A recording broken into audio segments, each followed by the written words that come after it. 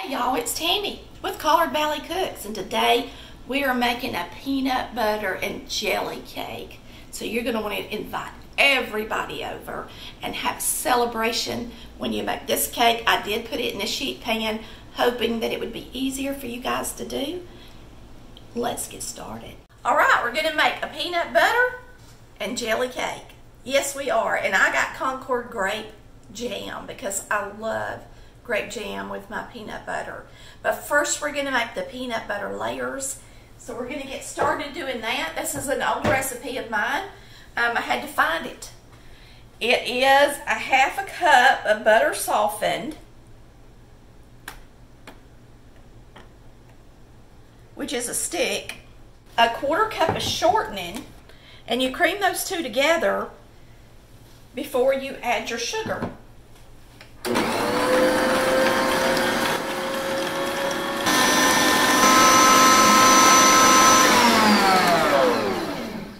Now we're going to add our sugar. We are going to add 1 1/2 cups of sugar.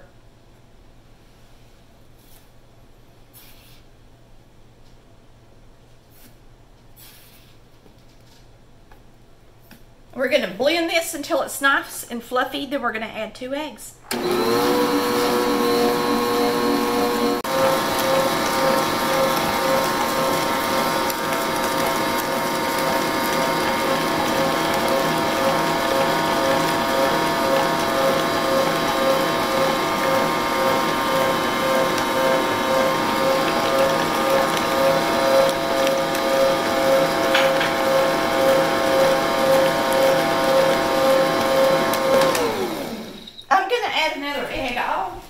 Need 3 eggs. All of them. So we're going to put in 3 eggs.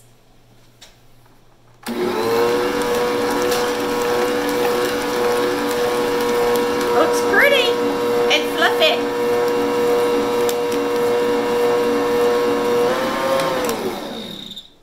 All right, now we're going to start. First, I'm going to add the cup of peanut butter. Now I'm using all creamy this time. You can mix it up with half crunchy, half creamy if you want to, but since it's peanut butter and jelly, I'm using all creamy, okay? So you're going to put in a cup of peanut butter.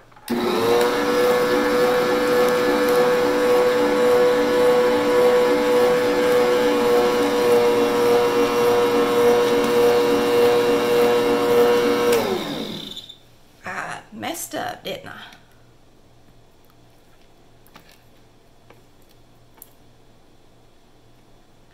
So I guess when you put your peanut butter in, you should put it in and then start the mixer. If you don't want to make a mess like I did. That's a lot of peanut butter. So this cake is going to have plenty peanut butter flavor. I can tell you that.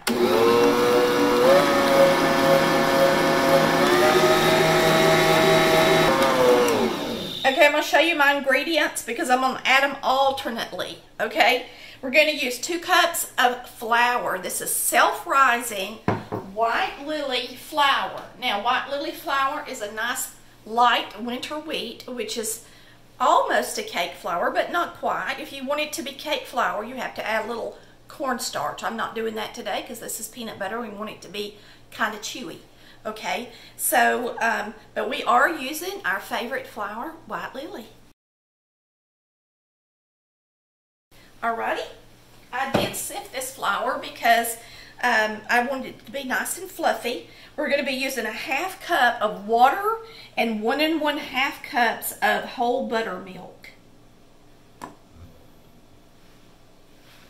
And I'm going to add the liquids and the dry ingredients alternately.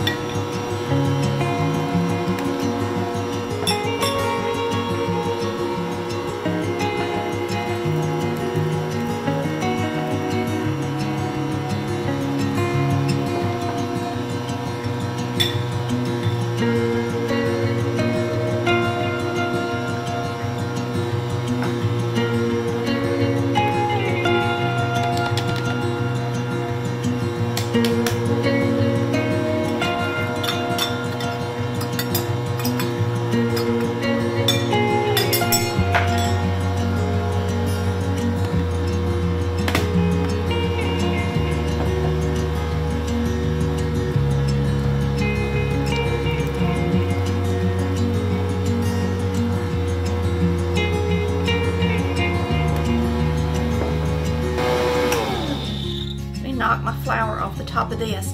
Now once you add your flour, you need to mix it about 2 minutes and try not to over mix it. And we're gonna get it in the oven.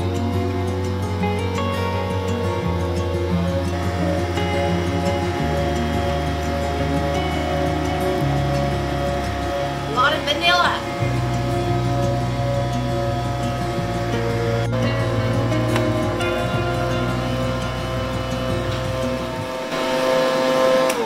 It's a pretty fluffy batter, okay? So we're gonna get this into a sheet pan. All right, we're gonna spray the sheet pan really good with our spray. Now, if you want to, you can, of course, flour it and grease it and then flour it. And we're gonna get this beautiful batter into our sheet pan. And put this pretty batter in the pan.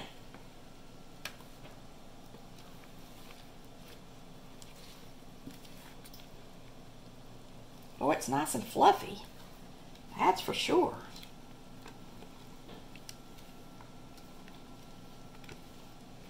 It's gonna fill up the pan.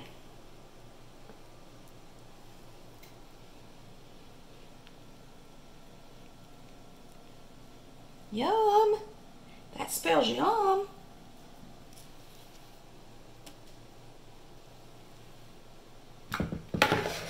We're going to bake this at 350 degrees until it starts pulling a little bit from the edges, and we need to make sure it's clean with a toothpick. And it might take it a little extra time since it's got all that peanut butter in it.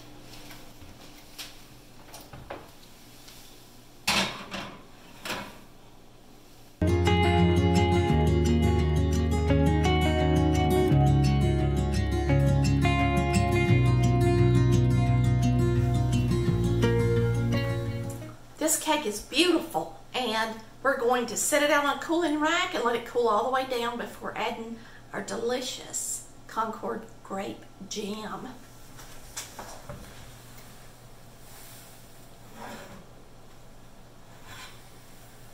It took it right at 40 minutes in my oven.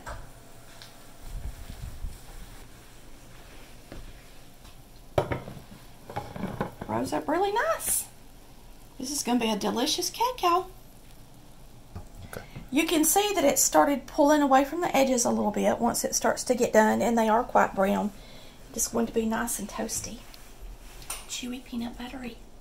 Now this cake was puffy when it came out of the oven, but you can see that it has fallen since it's been out. This is the way the peanut butter cake does, because it is very dense and full of peanut butter.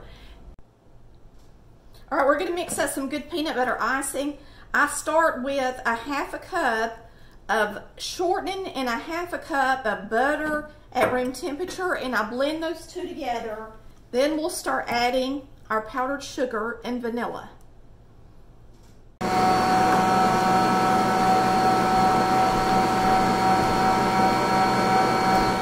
Now we're going to put in about a 1/4 cup of peanut butter. We got plenty of peanut butter in the cake, so you don't want to overdo it with the icing.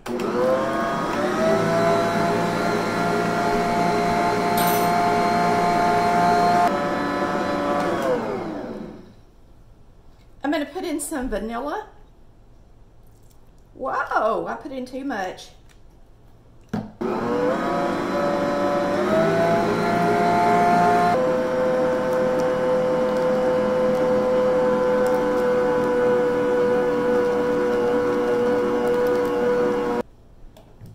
I've added about 5 cups of powdered sugar, and now I'm just going to put in a little cream to make it creamy.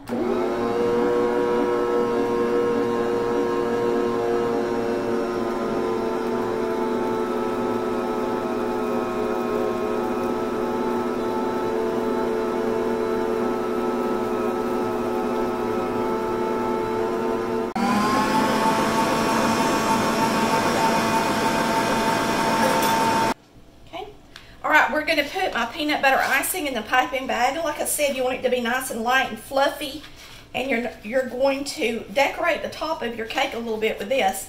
I just really felt like this cake needed to have some icing and some delicious jelly on it. Okay, sometimes y'all want to know what tip I'm using. This is a Wilton 2F as in Frank, okay? So we are going to take our delicious, I've got Concord Grape all fruit spread. It's only sweetened with fruit juice. Now you use whatever you want to. Welch's is really good too. So you're just going to take your grape jam, and you want it to be thick. You don't want it to be real jelly-like. Matter of fact, this is not as jammy as regular jam is.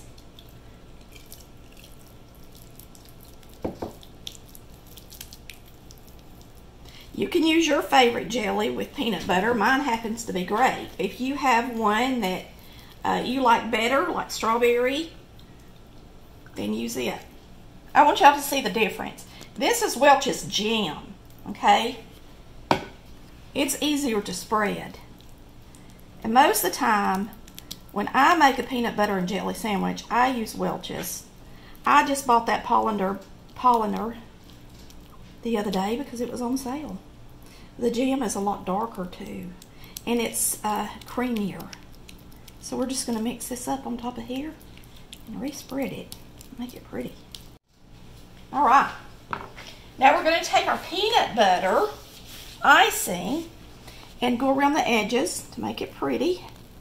Now, if you're doing this at home and you can't pipe, or you've never tried, you can just ice the cake with your peanut butter icing first, and then take your jelly and just mix it all up together, I guess. You could do it that way, but however you do it, it's going to be delicious. It don't have to be as pretty as mine, as long as it tastes good, right?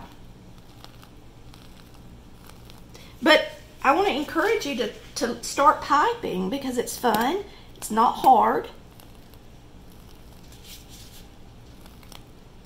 And you'll be surprised at how easy it is. Now, I'm going to do something a little different in the middle with this.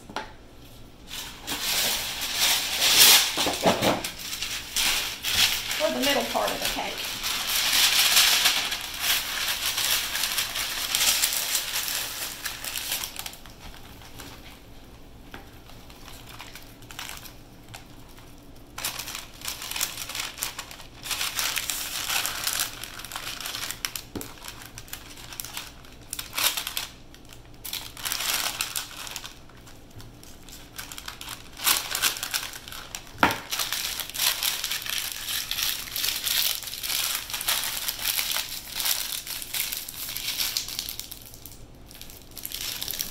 Let me make sure that's big enough for me.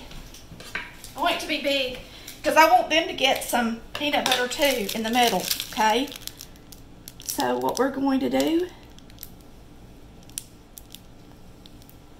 is just make some lines with this.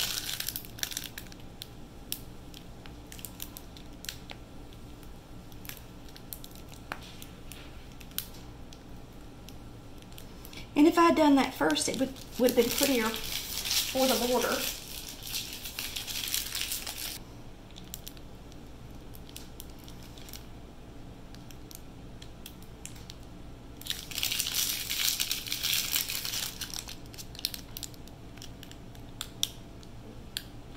And make sure if you draw these or do this that you really cut your tip out big so that the middle part, when you cut a piece for them, they also get some of this icing, okay?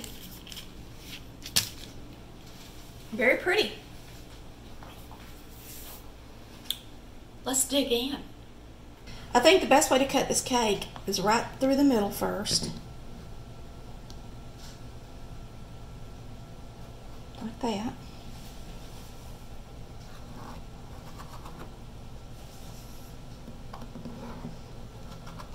And we're going to try to get off the end piece for our picture. See how it works. I'm going to use this little brownie server. It's a Rita brownie server. To get up under this cake. Get it on the plate.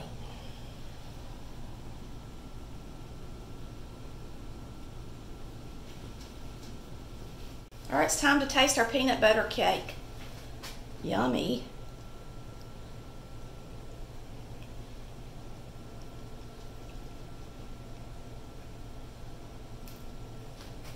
Yum, you definitely need some good old milk with it. Mmm.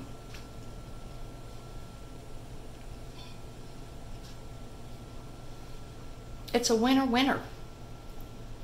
Peanut butter and jelly dinner. We can just have it for dinner. Mmm. Yummy. Y'all should make that one explode because it's good and everybody needs to make it. So y'all share it.